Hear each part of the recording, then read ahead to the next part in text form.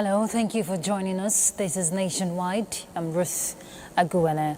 Members of the National Union of Local Government Employees in Osun State have resumed duties at their various local government councils after spending 11 months off work. The workers had stayed away from duty following a prolonged industrial dispute and security concern about the leadership crisis in the councils. We'll bring you more details in the course of the bulletin. United World Congress of Diplomats and International Institute of Experts on Political Economy and Administration have commended Nigeria's Defense Ministry and the U.S. government for collaborative efforts in crushing terrorists and bandits in high-risk areas. The groups said despite the large scale to flush out terrorists, there was no case of casualties and commended President Tinubu for sustaining efforts in navigating the complex Nigeria security landscape as they appealed for more support. Our funding revealed that President Bola Ahmed Tinubu is doing more than required to flush out the terrorism from Nigeria. We must assist him to gain desired success. And this is one of the reasons why we have to give our full support at the level of international community. The deploying Mr. Matwale will send a powerful message about this administration's commitment to transparency and integrity values essential for restoring public trust. If Mr. President is taking steps which we have highly be commended, there is to balance it at all levels. The groups appreciated the milestone achieved within the shortest period by the Minister of Defense, General Christopher Musa, and appealed to the federal government to realign roles of some ministers in area of expertise and professional background for effective operations. All right, Chairman of the National All Progressives Congress, Professor Nentawe Yilwada, has condemned the gruesome, senseless terrorist attacks on communities in Agwara and Burgu local government areas of Niger State, which claimed lives and led to the abduction of several others. In a statement, Professor Yilwada expressed deep concern over reports of sustained violence across affected communities with profound sympathy and solidarity with Governor Mohammed Umarubago and the people of Niger State. He also commended a decisive response of President Bola Tinubu, reaffirming the APC's support for all efforts at curbing the violence. President Bola Ahmed Tinubu has written 2 letters to the Senate seeking confirmation of 21 nominees for the boards of the Nigerian Mainstream and Downstream Petroleum Regulatory Authority and the Nigerian Upstream Petroleum Regulatory Commission. In a statement by his Special Advisor, Information and Strategy, Bayo Onanuga, President Tinubu nominated Senator Magnus Abe to serve as the NUPRC Board Chair.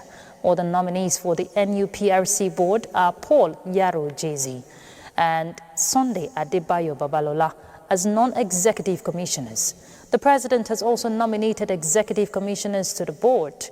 President Tinubu also nominated Adegbite Adeniji as chairman of the NMDPRA board, also nominated are Kenneth Kobani and Mrs. Asabi Ahmed as non-executive members with other board members.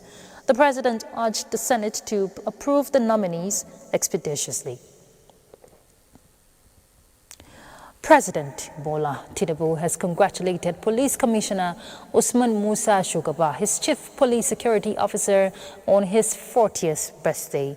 In a message to Shugaba, President Tinubu acknowledges Shugaba's professionalism, loyalty, and unwavering commitment to duty, reflecting the finest traditions of the police. Thanking the celebrant as he marks the new chapter, President Tinubu wishes him good health and continued success in his service to the nation. In other news, Governor Abu Kaifas of Taraba State has signed an executive order designating Karim Lamido local government area a peculiar security concern as part of the state government's commitment to provide a lasting solution to the recurring crisis in the area. The governor issued the Executive Order No. 1, 2026 at the end of a security meeting he held with critical stakeholders from Karim Lamido local government area in Jalingo. Godwin Enalago reports. The Executive Order No. 1 of 2026 designates Karim Lamido local government area as an area of special security concern, a measure the governor says is to preempt recurrence of crises, which aims to ensuring lasting peace and stability in the area.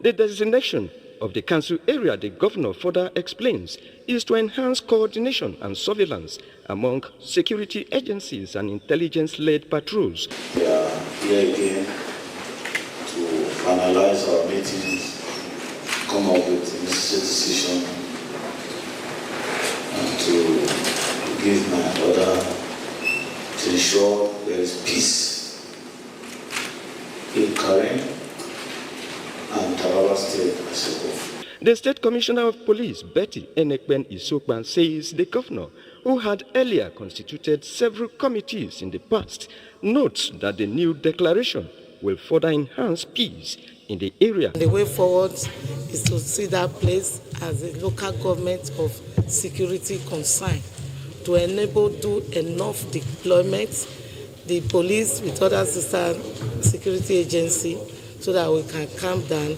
and make the environment peaceful for everybody to live in. Some critical stakeholders from the area welcomed the order, expressing optimism that it will help restore peace and stability in Karim Lamido local government area, taking proactive, lawful, and people-centered steps to protecting lives and property. In Jalingo, Godwin Inalegu, NTA News. It was indeed a memorable day for the people of Inewi in Anambra State as they rolled out their drums to celebrate longevity and the grace of God in the life of their traditional ruler and grand patron, Anambra State Council of Traditional Rulers, His Royal Majesty Igwe Kenneth Orizu III, as he clocks 100 years. The centenary birthday anniversary attracted dignitaries from all walks of life. We hear. Let's see that. The palace of the traditional ruler of Nnewi and the grand patron of the Anambra State Traditional Rulers Council, His Royal Majesty Igwe Kenneth Orizu, witnessed a mammoth crowd of dignitaries from all walks of life who came to pay homage to the centenarian as he marks his birthday and the 62nd Ofala festival, which is the 62 years on the throne by the monarch. His subjects, including the Crown Prince of the Kingdom, Dr. Obi Orizu, expressed gratitude to God for keeping him hale and hearty and for providing quality leadership characterized by unity, peace, and progress, which is evident in the development of Nnewi as an industrial and technological hub in the country. The celebration of 100 years of a man's life, 100 years of God's love, 100 years of God's faithfulness, 100 years of pure strength and wisdom. You find it hard to wish Igwe anything. What you do at this point is you say that you want to claim his blessings. Because at 100, he's not using glasses. I came in, he recognized me immediately. He called my name. Igwe is a blessing to Nnewi in general. So my prayer is that God will keep him until after 120. The monarch, during the occasion, conferred chieftaincy titles on some illustrious sons for their contributions towards the development of the country. The event also featured the inauguration of an ultramodern hall in the palace by Dr. Cletus Ibeto, flanked by his wife and the former governor of Anambra State, Peter Obi, as well as other dignitaries.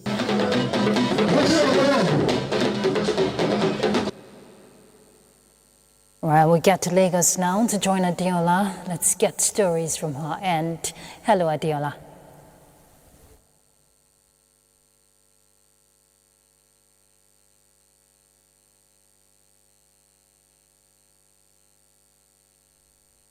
Thank you, Ruth, for joining us in Lagos.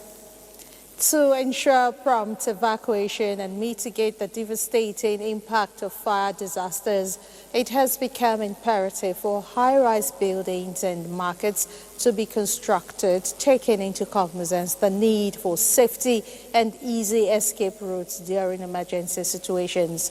These stakeholders say are some of the measures to forestall cases of fire outbreaks that have claimed lives and property in recent times. Joel Pokwola has the report. Fire outbreaks. There's a peculiarity around that particular space, the markets in Lagos, on Lagos Island. And high-rise buildings are common in Lagos and a sight to behold. However, many of these buildings, which were hitherto approved as office apartments, have been converted to other uses, just like the case of the Great Nigerian Insurance Building, which, according to the Lagos State government, used to be office apartments before it became a warehouse. Experts say adequate safety measures, emergency exit points and muster points are not prioritized in construction of these buildings, making it difficult for emergency responders to act during emergency situations. Any story building from 5 floors upward should have fire marshal. The work of the fire marshal is to carry firefighting operation at initial stage and also to alert firemen on time. We've been recommending smoke detector, fire alarm system, sprinkler system. What the sprinkler does is to detect fire and fight the fire at initial. Balogun Market, just like many other markets in the state, is densely populated, as well as having unauthorized structures built as stores, making it difficult for emergency responders to gain access to the markets during fire outbreaks. There's a peculiarity around that particular space, the markets in Lagos, on Lagos Island, and maybe many other markets as well. The way those buildings are so close together makes access a problem. Government has to think about how and what could be done to improve on the issue of accessibility when there is an emergency. There's supposed to be enough fire extinguishers in the market. In every floor, every shop, as a matter of fact, is supposed to have fire extinguisher. The consensus is for relevant government agencies to effect compliance with safety measures across major markets and central business districts in the state. In Lagos, Joel Pokwola, NTA News. Economic experts have commended the federal government's drive in creating job opportunities through micro, small and medium enterprises. While examining various steps taken so far by the present administration, they believe the move will also encourage investors to actively participate in the sector. Olaji Akim completes the story. President Bola Tinubu, under the Renewed Hope agenda, is capitalizing on the immense contributions of micro, small and medium enterprises, which position the sector as a critical part of Nigeria's economic fortune. The 200 billion naira intervention fund and other policies by the Tinubu administration is to facilitate and sustain a vibrant MSME subsector to be a major drivers of national economic growth and employment. Where the MSME plays a role is the fact that about 90% of employment, are consumed by these people or are taken by this space, because most MSMEs business are labor intensive. The government does not have the full apparatus to hire and employ the huge chunk of people that have been pushed into the labor market.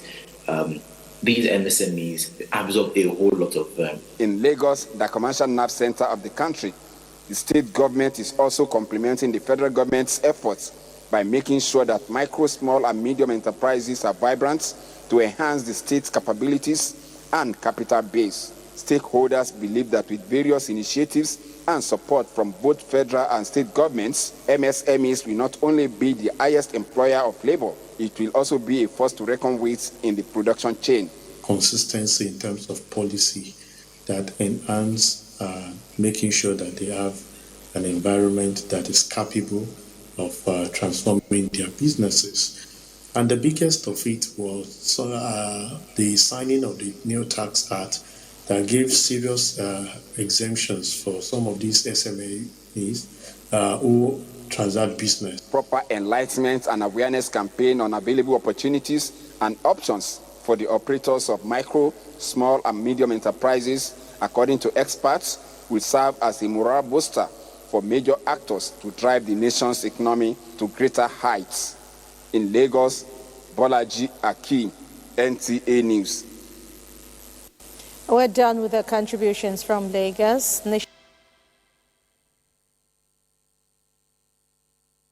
Join us in Sokoto. In its drive to revamp the healthcare system and improve service delivery, the Sokoto State Government has intensified inspection of ongoing construction and upgrade works of health facilities across the state, in line with its 9-point SMART agenda. Abdullahi Umar Ilalu reports that the latest inspection tour to Benji and Silami General Hospitals focused on assessing the level of work, compliance with standards, and readiness of the facilities to meet the healthcare needs of the communities.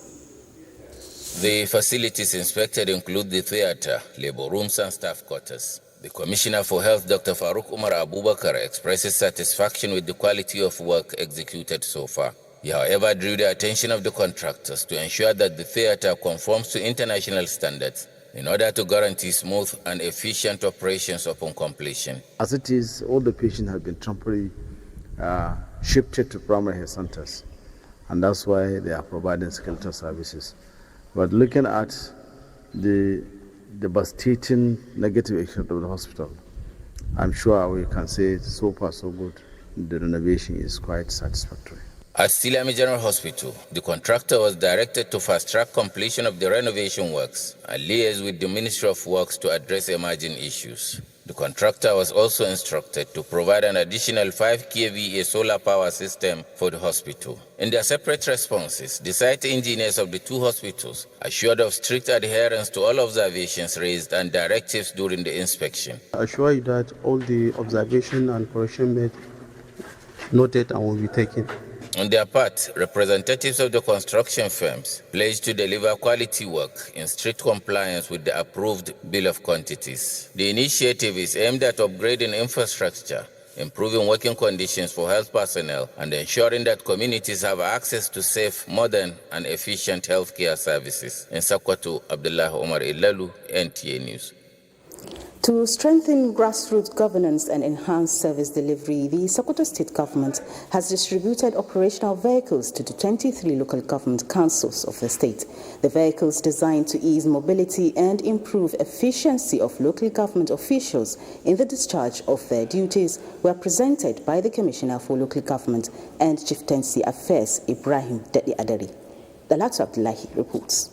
Recognized by the Nigeria's constitution at the third tier of government, local governments are vital in bringing governance closer to the people by providing basic services and ensuring policies reach local communities. This is the more reason Sokoto State Government is providing operational vehicles to the 23 local government councils to ease logistical challenges faced by councillors in the discharge of their official responsibilities. These achievements recorded in various sectors, including education, religious affairs, including empowering youths and women, and of course, beautification of Sokoto capital and provision of solar, and of course, support to people across the state couldn't have happened without the support of our father and my teacher, distinguished Senator Alumagachakaliwamoko.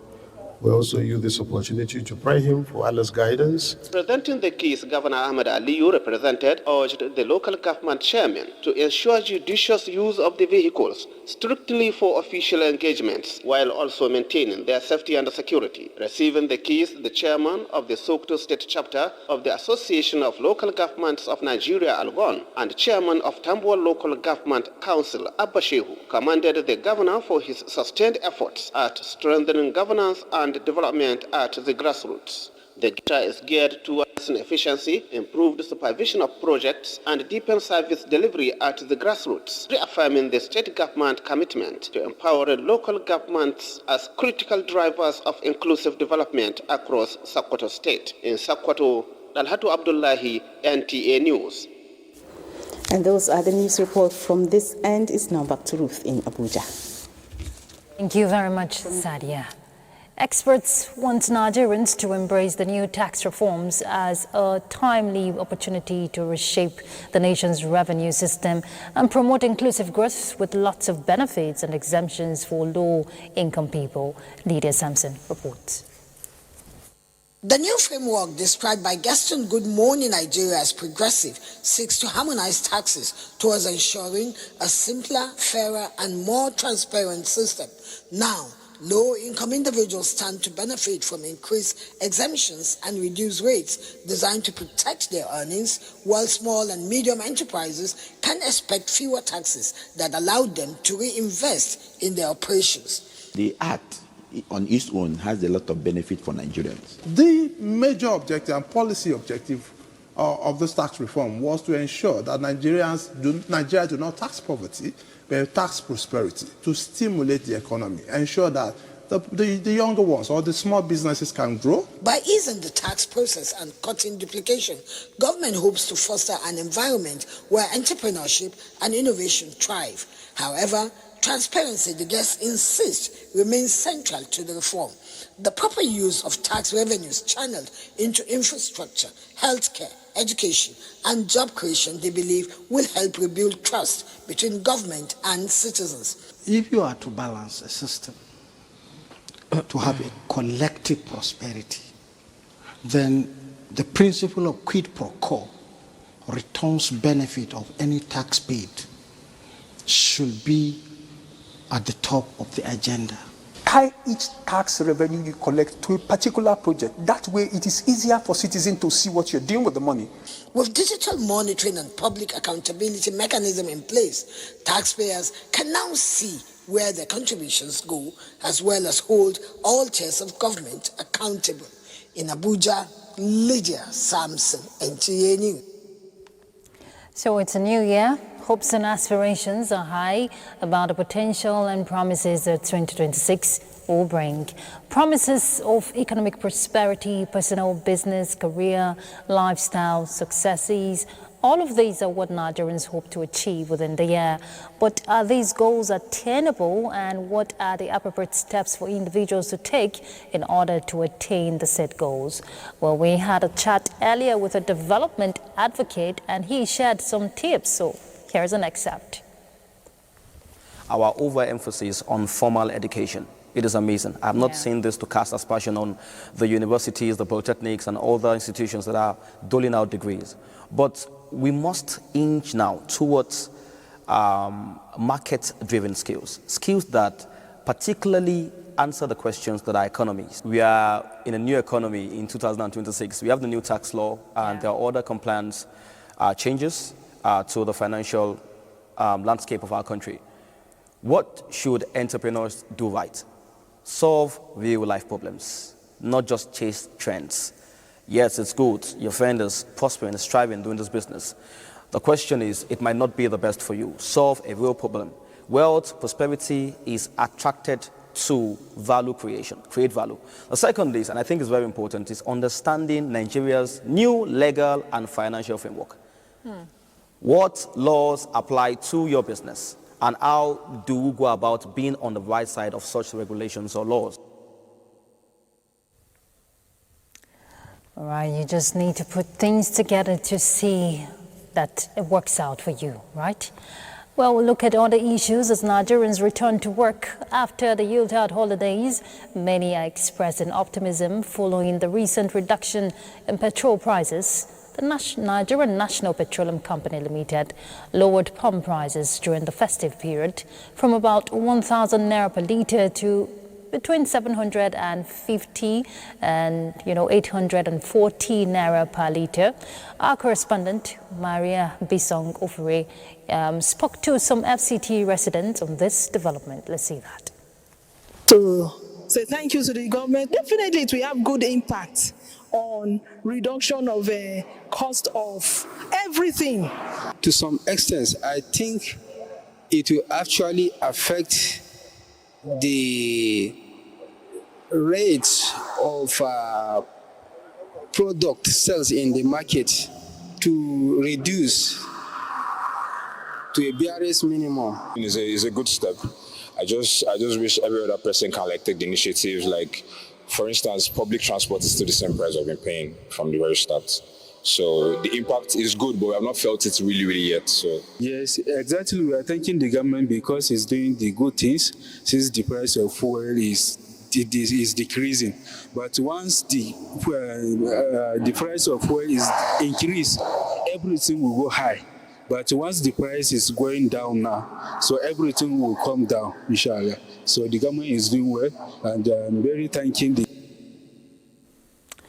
All right, let's get to Benin Network Center. Let's join Obehi and find out which stories she has from her end. Hello, Obehi.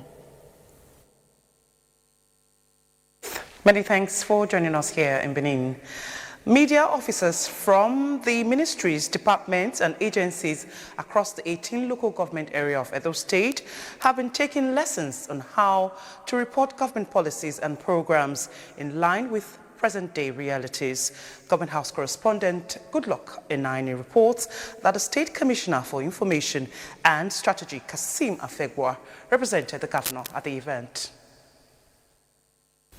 For 3 days, public relations officers from the various local government areas and MDAs converge on this hall to undergo training expected to broaden their professional horizons and improve social delivery in an evolving media environment. The Commissioner for Information and Strategy, Prince Kasim Afegwa, wants the officers to see themselves as strategic partners in governance with a duty to go beyond information dissemination with a view to reshaping public perception and foster trust between government and the people. He also wants them to strengthen collaboration in order to deepen communication and enhance effective community engagement, but not without the place of self-development. We're trying to build a coordinated approach in a very seamless manner that will also bridge the gap between local governments and state government and share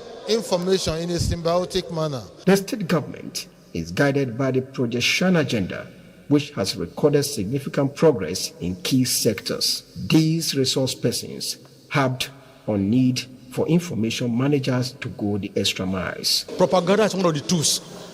They should exploit favorably for the benefit of their bosses.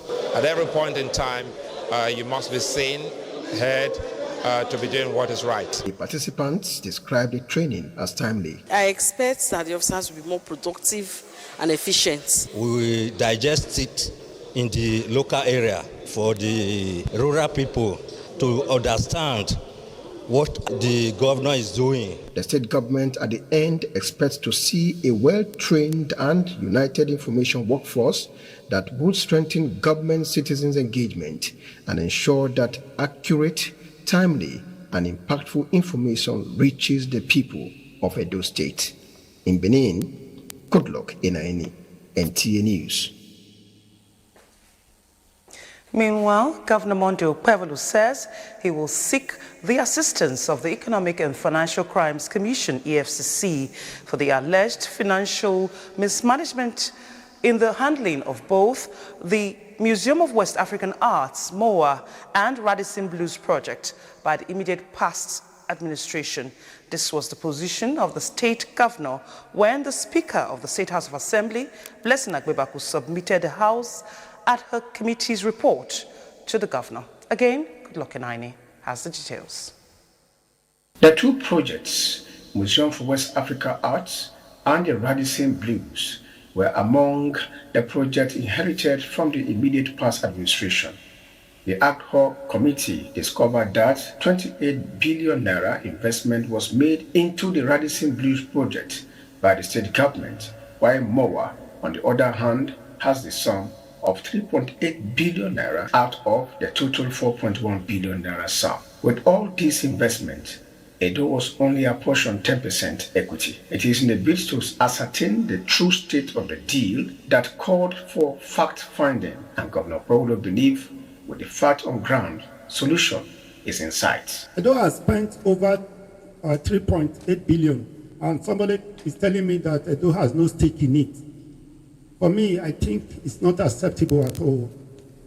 I will work with your recommendation and we forward it to the appropriate authority to investigate what has actually happened. We will involve the EFCC and others to investigate this matter. Earlier, the Speaker, Blessing Agbebakun, thanked the governor for the opportunity to serve and assured him of more support in the interest of the state. In Benin, good luck in any NT News. And that's it from Benin. Watching nationwide, and you're welcome to Kaduna. Officers and soldiers on the 1 Division Nigerian Army have been acknowledged for their commitment to the Constitution and the restoration of peace across the 1 Division area of responsibility. Haruna Muhammad reports that the governor of Kaduna State, Ubasani, gave the commendation during the West African social activities for officers and soldiers under the 1 Division Nigerian Army held in Kaduna.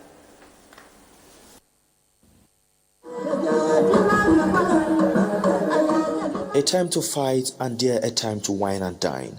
The West African socio-cultural activities WASA event dates back to the days of the African Frontier Forces during the Second World War, where officers, both serving and retired, as well as soldiers, came together in a relaxed environment to wine and dine, marking the end of the rigorous activities for the year while anticipating a productive and successful year ahead. WASA 2026 of the 1 Division Nigerian Army had various units participating as tapestries of cultural performances unfold. A tug-of-war of the Magajias and corps members, among other melodious songs in the spirit of joy and happiness, kept the attendees reminiscing. The guest of honor and governor of Kaduna State, Obasani represented, reiterates WASA as a unifier of soldiers and their officers, where they freely unwind and project for better operations. I am particularly impressed by your achievements in combating kidnapping, cattle rustling, and armed banditry. Your successes have had a profound impact on the security of Kaduna State and the surrounding areas. For the chief host, Commander 1 Division Nigerian Army, Major General Abubakar Wasi, noted the event offers opportunity to thank God for successes so far while preparing for a better reign. The Joint Task Force Northwest Operation Pansayama have drastically decreased the security threats within 1 Division area of responsibility. We have seen a lot of things that is very encouraging. And this is part of the unity, especially in the Nigerian Army. Awards were presented to deserving personnel as well as guests to the epoch-making event. Haruna Mohammed, NTA News. Away from 1 Division West African social activities, Katsina State has joined other states in transforming and remodeling the Sangaya system of education to support efforts aimed at reducing the number of out-of-school children and enhancing learning at all levels. Governor Diko Umar Rada stated this in a message at the second Quranic recitation competition for Almajiri Sangaya schools in Daura. Awal Haliru tells us more.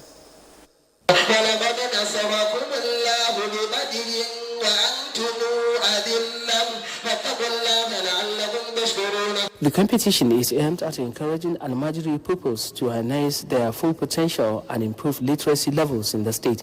7 Sangaya schools participated in the event, competing across 5 categories. Governor Diko Umaru Rada represented, appreciated the initiative and called on individuals and corporate organizations to partner with the government in developing the education sector and ensuring equal access to education for all. We are committed to integrate this Sangaya educations as resources have been allocated to support the system and make the atmosphere for the Almajiris conducive for learning. Winners of the competition expressed delight, describing the initiative as a moral booster. The event climaxed with an Arabic scribing competition among selected categories of students designed to enhance their Arabic writing skills. In Daura, Awal Haliru, NTA News. And that completes our package from here. Let's rejoin Ruth in our Abuja studios. Hello, Ruth. Good to see you. As providers of accessibility audits training, the professionals involved in the care of persons with disabilities are reaffirming commitment to empowering organizations to create inclusive environments for persons with disabilities. With Regulation 167 of the Act mandating accessibility, the professionals say they are ready to make 2026 a more inclusive and accessible environment for persons with disabilities. Gufan Shaji Ngwai reports. Accessibility is not just a legal requirement, it is a fundamental human right.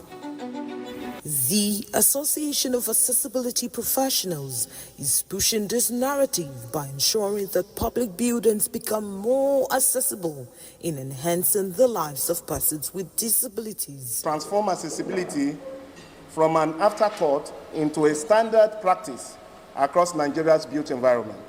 The association also notes that public building holders must allow the Association of Accessibility Professionals to conduct comprehensive accessibility audits on their structures and identify areas for improvement, as well as ensure that they obtain accessibility certificates.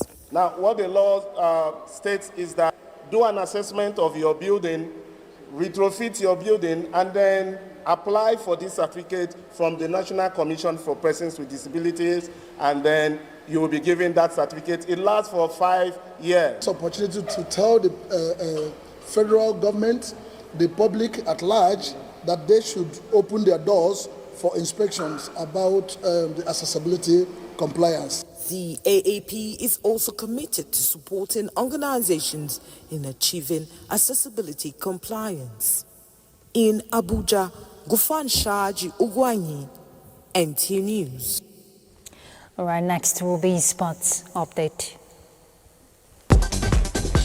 Nigeria are confident of reaching the quarterfinals of the 2025 Africa Cup of Nations when they take on Mozambique on Monday night. A win would mark the Eagles' 12th appearance in the quarterfinals, extending their record for last 8 finishes ahead of Egypt, while Mozambique will aim to make their debut at this stage, having reached the knockout round for the first time in 6 attempts. The two teams have met 5 times in all competitions, with Nigeria remaining unbeaten against the Mambas, securing 4 wins and 1 draw. We know we are ready to face anything.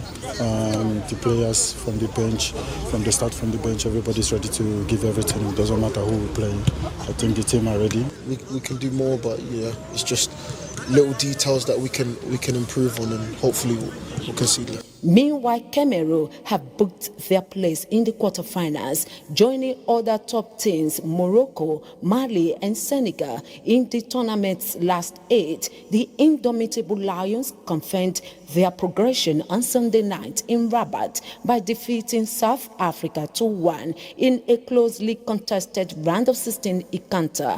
Cameroon will face Morocco, who beat Tanzania 1-0, while Tema Mali edged Tunisia in a dramatic penalty shootout. And lastly, Manchester United have dismissed Ruben Amorim from his role as head coach, ending his 14-month tenure with the 20-time English champions at Old Trafford. With sports updates, Omoyeme Onobo, NTA News. And that concludes Nationwide. Thank you for being part of it. But don't forget to stay tuned to the NTA network for live matches. AFCON, you know what to do. I'm Ruth Aguwele.